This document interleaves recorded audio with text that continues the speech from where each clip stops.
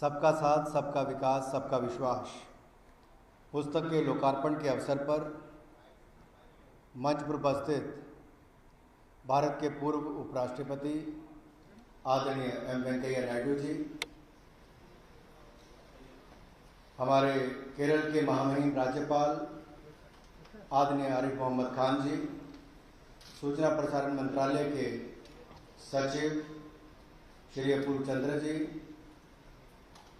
DG publication division की मोनदीपा जी, उपस्थित भारत सरकार के सभी माननीय मंत्रीगण, सभी माननीय सांसद, सभी ओलंपियंस और यहाँ पर उपस्थित अधिकारी, मेरे प्रिय भाई और बहनों और मीडिया से आगे मेरे प्रिय मित्रों।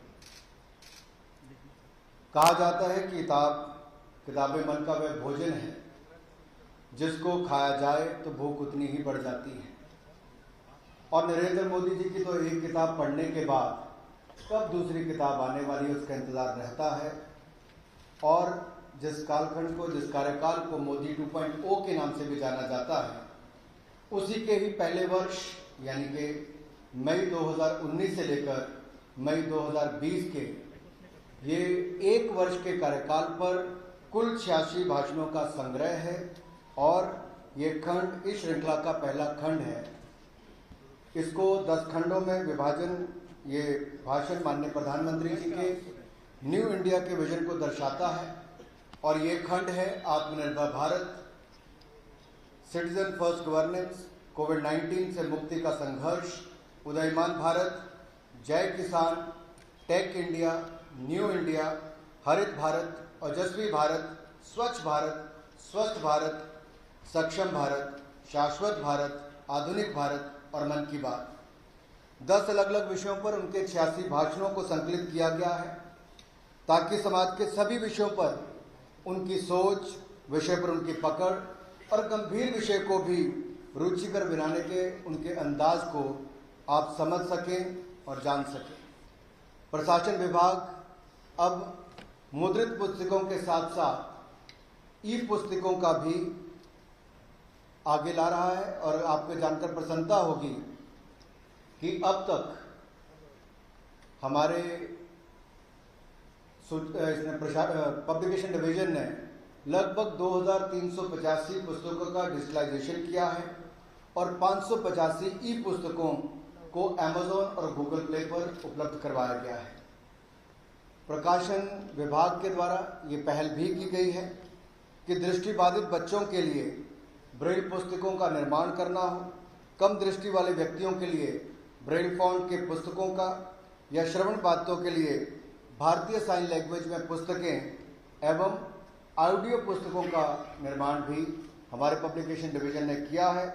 QR कोड का इस्तेमाल भी किया है जिसके लिंक से आप सीधा प्रधानमंत्री जी के भाषण को भी सुन सकते हैं। और ये एक नई पहल है और अभी एक प्रारंभिक व्यवस्था में है। मोदी जी के बतौर प्रधानमंत्री संबोधनों का ये संकलन भविष्य के इतिहासकारों के काम आएगा। और मुझे खुशी इस बात की है कि आज सबका साथ, सबका विकास, सबका विश्वास इस पुस्तक के विमोचन के लिए कोई और नहीं बल्कि हम सबके लोकप्रिय और प्रिय भारत के पूर्व उपराष्ट्रपति आदरणीय वेंकैया नायडू जी आए हैं। मैं आप सबकी ओर से उनका बहुत बहुत स्वागत अभिनंदन करता हूं। केरल के गवर्नर आदरणीय आरिफ मोहम्मद खान जी जो अपना कीमती समय निकाल कर आए, मैं उनका भी आप सबकी ओर से बहुत बहुत स्वागत अभिनंदन करता हूं। मित्रों, 5 साल सरकार के पूरे होकर जब दोबारा चुनकर नरेंद्र मोदी जी आए तो उन्होंने कहा था कि सबका साथ, सबका विकास मूल मंत्र लेकर हम चले थे। लेकिन पिछले 5 साल के अखंड एकनिष्ठ पुरुषार्थ ने, जनता जनार्दन ने उसमें एक अमृत भर दिया है और वो अमृत है सबका विश्वास। और मैं कहना चाहता हूं विपक्ष के साथियों को भी कि वो गंभीरता से इस पुस्तक को पढ़ें भी, क्योंकि उनके आधे से अधिक सवालों का जवाब इस पुस्तक में मिल जाएगा। हर विषय पर प्रधानमंत्री नरेंद्र मोदी जी की पकड़ इतनी जमीनी और जबरदस्त होती है कि उनके सुनने वाले चाहे छात्र हों या महिलाओं का समूह हो या किसान हो या सीमा पर बैठा सैनिक हो या खेल मैदान में बैठा नौजवान हो, या व्यापारी हो, ये सब मंत्रमुग्ध होकर सुनते हैं। हर किसी को लगता है कि हमारी समस्याओं को प्रधानमंत्री मोदी जी जानते हैं और उन समस्याओं का समाधान भी किसी और के पास नहीं, हल निकालने की क्षमता नरेंद्र मोदी जी के पास है। प्रधानमंत्री मोदी जी की स्पीच पर अगर नजर होती है तो पूरे विपक्ष की, चाहे कांग्रेस से लेकर कम्युनिस्ट तक की बात की जाए, पूरा लेफ्ट एक तरह से बैठा होता नजर गड़ा है कि कब मोदी जी कोई चूक कर जाएं तो उसको बवाल करें। लेकिन वाक शैली की अद्भुत क्षमता वाले मोदी जी ये विपक्ष को कभी मौका ही नहीं देते हैं और हर मौके पर चौका लगाने का काम भी करते हैं। शायद ये आजाद भारत में कोई प्रधानमंत्री पर आज तक इतनी स्क्रूटनी में रहा हो, और उसकी वजह क्या है? लोगों का उन पर अगाध विश्वास और उनका अनवरत देश सेवा की करने का जज्बा, साफ सुथरा बिना किसी बिचौलिए के लाइफस्टाइल डिलीवरी और देश के आम जनमानस में ये सोच कि मोदी है तो मुमकिन है, इसी सोच को लेकर पूरा देश एकजुट होकर खड़ा होता है। लेकिन प्रधानमंत्री तो अपने आप को देशवासियों का प्रधान सेवक मानते हैं और इस संकलन में भी आपको देखने को मिलेगा उनके 86 भाषणों में कि देश से जुड़ी हुई जटिल से जटिल समस्या पर किस तरह से उन्होंने अपना नेतृत्व भी दिया है, विचार भी दिया और देश को आगे ले जाने का काम भी किया।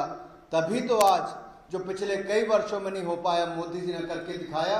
दुनिया की 5वीं सबसे बड़ी अर्थव्यवस्था भारत इंग्लैंड को पछाड़कर बनी है तो नरेंद्र मोदी जी के नेतृत्व में बनी।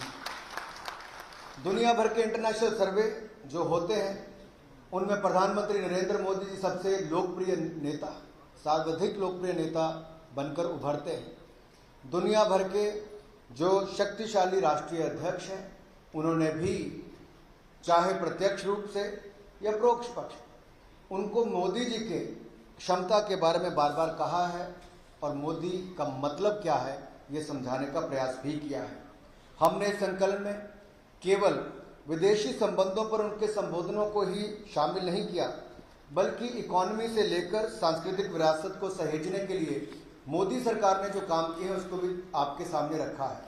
जैसा कि सोमनाथ मंदिर हो, सोमनाथ हो, काशी विश्वनाथ धाम हो, अयोध्या जी हो या फिर देवघर की बात हो, केदारनाथ धाम हो, किस तरह से सांस्कृतिक धरोहर को बचाने का, बढ़ाने का काम भी किया। आज हम सबको अपनी सांस्कृतिक धरोहर पर गर्व भी होता है। तो आप जब वहाँ पर जाएंगे और लोगों से पूछेंगे तो कहेंगे ये केवल सांस्कृतिक धरोहर को बचाने का काम नहीं किया, एक नई अर्थव्यवस्था भी उससे खड़ा करने का काम नरेंद्र मोदी जी ने किया। आपको इन पुस्तक के माध्यम से भी जानने को मिलेगा कि ग्रीन इंडिया, क्लीन इंडिया के माध्यम से और पर्यावरण पर, एनवायरनमेंट पर मोदी जी ने किस तरह से बड़े बड़े कदम उठाए हैं और उनकी सोच क्या है। फिटनेस हो, योग हो, स्पोर्ट्स हो, योगेश्वर दत्त जी, गीता फोगाट जी से लेकर अंजू बाबू जॉर्ज से लेकर बाकी खिलाड़ी यहाँ पर बैठे हैं, हमारे पैरालंपियन से लेकर बाकी सब यहाँ पर हैं। आप देखिए कैसे टॉप स्कीम्स के माध्यम से मोदी जी ने देश में खेलों को बढ़ावा देने की सोच को बदला है और आज तक ओलंपिक्स में सबसे ज़्यादा मेडल 7 जीतने का काम, और नीरज चोपड़ा ने गोल्ड मेडल जीता एथलेटिक्स में। 121 वर्ष की वो इंतज़ार को भी ख़त्म किया है। यही नहीं, साइंस, टेक्नोलॉजी और रिसर्च की फील्ड में उनकी सरकार के योगदान और कीर्तिमान उसका भी उल्लेख है। तो व्यापार से लेकर रोजगार तक मोदी जी की सोच क्या है इसका उल्लेख भी उसमें किया गया है। अगर मैं ये कहूँ कि यानी ग्रामोदय से राष्ट्रीयोदय तक आत्मनिर्भर भारत बनाने में देश कहाँ तक पहुँचा है, आयुष्मान योजना हो, कोविड वैक्सीन की बात हो, जो दुनिया के बाकी देश नहीं कर पाए, मोदी जी के नेतृत्व में हमने 2 वैक्सीन बनाने का काम और 200 करोड़ वैक्सीन मुफ्त में लगाने का काम भी भारत ने करके दिखाया है। मेडिकल क्षेत्र में आमूलचूल परिवर्तन करने की बात हो, वो भी करके दिया। यूं तो मित्रों, प्रधानमंत्री मोदी जी का हर संबोधन ही अपने आप में विशेष होता है और इतिहास बन रहा है। लेकिन बहुत सारे ऐसे अवसर भी आए और ऐसे ऐतिहासिक मौक़ों पर भी पहले 1 वर्ष में उन्होंने भाषण दिया, चाहे वो राज्यसभा का 250वां सत्र, आदरणीय वेंकैया जी उस समय हाउस के चेयरमैन भी थे, एसोचैम के 100 साल पूरे होने पर उनका संबोधन हो, धारा 370-35 से इसको हटाने की मांग तो लंबे समय थी, लेकिन धारा 370-35 से सदा के लिए मिटाने का काम भी किया है तो नरेंद्र मोदी जी ने किया। और धारा 370 हटाने के बाद जम्मू कश्मीर, लद्दाख को 8 अगस्त को 2019 को संबोधन भी प्रधानमंत्री मोदी जी का।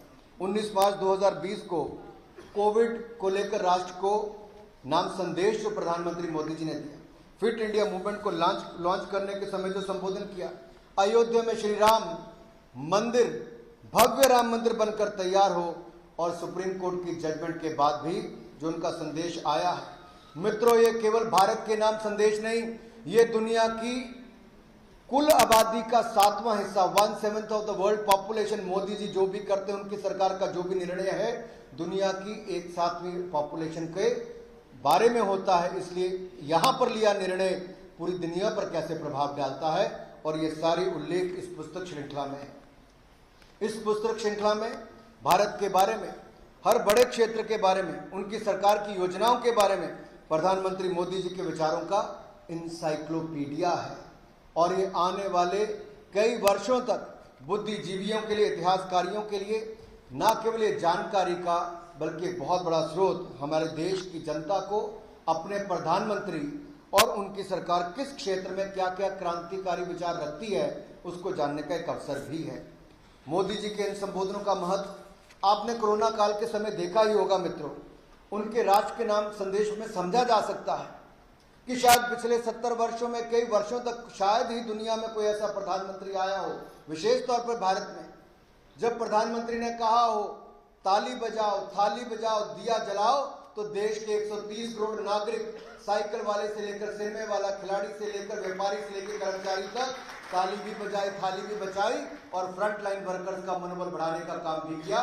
तो 130 करोड़ भारतीयों ने प्रधानमंत्री नरेंद्र मोदी जी के नेतृत्व में किया। ये केवल 282 सीटों से लेकर 303 सीट की यात्रा नहीं, ये लोगों के दिलो दिमाग पर राज करने वाली बात है।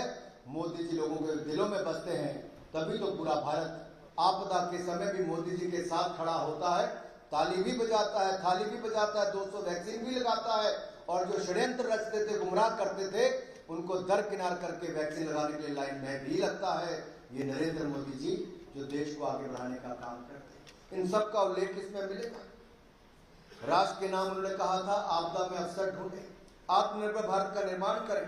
उन्होंने ये भी कहा था कि ये अपूर्व संकट है, लेकिन थकना, हारना, टूटना मंजूर नहीं, और देश के लोगों ने इसको मन में लेके चले और ये किया।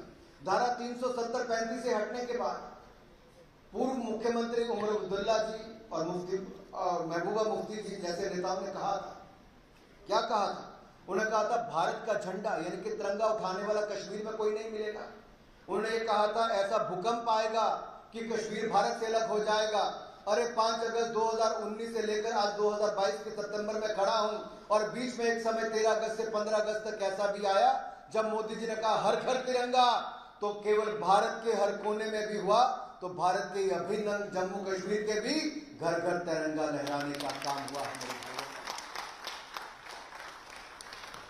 लेकिन 25 अगस्त 2011 को मुझे तो लाल चौक पर तिरंगा फहराने के लिए, जब मैंने कलकत्ता से कश्मीर की यात्रा की थी, तो मुझे जेल में डाल दिया गया था उस तिरंगा यात्रा के लिए। अरुण जेटली जी, सुषमा स्वराज जी, इनको भी जेल में डाल दिया। अपने ही देश के अभिन्न अंग में तिरंगा झंडा नहीं फहराने दिया जाता था। वो किसने बदला? नरेंद्र मोदी जी ने आकर बदला है। राम मंदिर बनाने का सपना किसने पूरा किया? नरेंद्र मोदी जी ने किया। मुस्लिम बहनों को ट्रिपल तलाक से निजात किसने दिलाया? नरेंद्र मोदी जी ने किया है। और ये सभी नहीं, जम्मू कश्मीर की लोगों की आशाओं आकांक्षाएं पूरी हो और उनके सपनों को पंख लगे, इसलिए सेंट्रल यूनिवर्सिटी हो, ट्रिपल आईटी हो, आईआईटी हो, आईआईएम हो, जवाहर टनल से लेकर कई टनल बनाने की बात हो, नेशनल हाईवे 4 लेन बनाने की बात हो, इन सपनों को भी किसने पूरा किया है जम्मू कश्मीर के लिए? तो नरेंद्र मोदी जी की सरकार ही कर रही है। इस संकलन में मोदी जी के वो ऐतिहासिक संबोधन भी है जिनको उन्होंने संविधान निर्माण के 70 वर्ष पूरा होने पर दिया।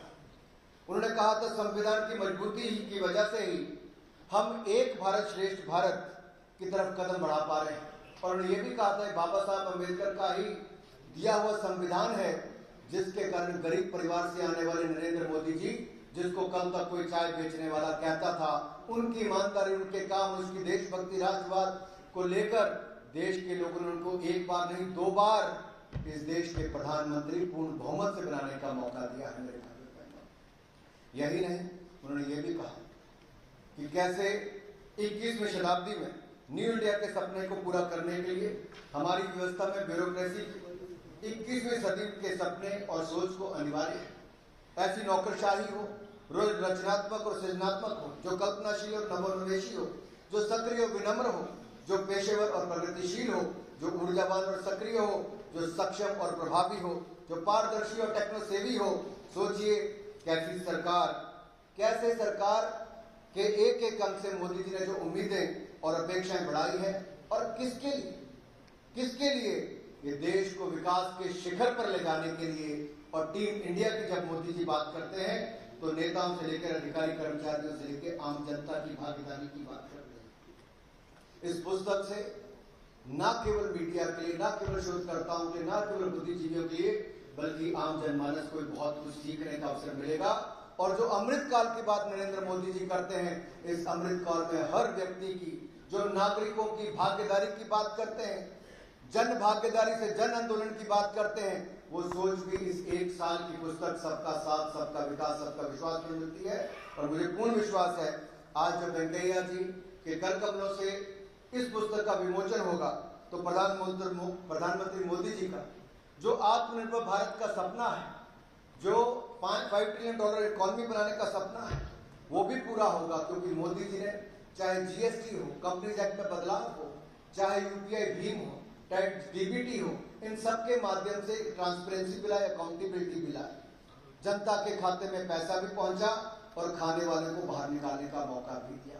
मुद्रा योजना से लेकर स्वनिधि तक गरीब से गरीब के हाथ में पैसा पहुंचाया। ECLGS स्कीम के माध्यम से व्यापारियों को पैसा देने का काम भी किया, बगैर गारंटी के देने का काम किया। और सुरक्षा बीमा योजना से लेकर जीवन ज्योति बीमा योजना तक गरीबों को बीमा का उपलब्ध भी करवाया। ये पहले संभव नहीं हो सकता था। ये तभी संभव हुआ जब मिनिमम गवर्नमेंट और मैक्सिमम गवर्नेंस की सोच के साथ मोदी सरकार ने पिछले 8 वर्षों में काम किया है। चाहे मुस्लिम बहनों को ट्रिपल तलाक से निजात दिलाने की बात हो, या दिव्यांग या ट्रांसजेंडर को के अधिकार और क्षेत्रीय असंतुलन को दूर करने के प्रयास शामिल है। हर वर्ग, हर जाति, हर संप्रदाय, हर क्षेत्र के लिए इतनी सूक्ष्मता से विचार करने वाला और इतनी सक्षमता के साथ काम करने वाला या काम करने वाली सरकार पहले नहीं हुई। ये भी नरेंद्र मोदी जी के नेतृत्व में हुई है। मुझे पूर्ण आशा है ये तो केवल 1 वर्ष का हम उल्लेख और संकलन करके आप सबके बीच में लाए हैं। इस 1 वर्ष में भी 86 उनके भाषणों को बड़ी बारीकी के साथ शॉर्टलिस्ट करके आपके सामने रखा गया है। और मुझे आशा है कि इसका लाभ पूरा देश और दुनिया उठाएगी। और आदरणीय वेंकैया जी, आप पूरा इतनी दूर से समय निकालकर इस पुस्तक का विमोचन करने के लिए आए हैं। आपका लंबा जीवन नरेंद्र भाई ने आपके साथ काम किया है, आपने उनके साथ काम किया है। आप भी आए, गवर्नर साहब भी आए, और आपके बहुमूल्य विचार भी हम सबको सुनने के लिए मिलेंगे। सूचना प्रसारण मंत्रालय और विशेष तौर पर पब्लिकेशन डिवीजन आपका बहुत बहुत आभार प्रकट करता है।